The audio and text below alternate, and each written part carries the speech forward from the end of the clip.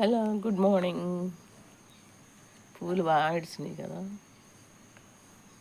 ఇది పక్కన ఇంకా అమ్మగా అది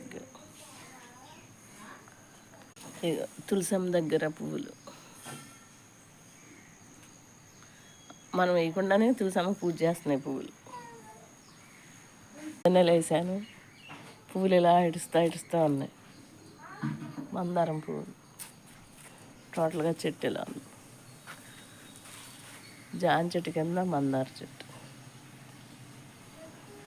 బీన్స్ కొత్తగా అవి వచ్చినాయి. బీన్స్ ఇప్పుడే దిగుతున్నాయి కాయలు.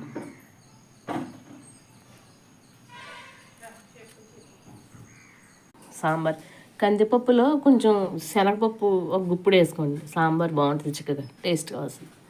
ఇక సాంబార్ కావాల్సింది ఉల్లి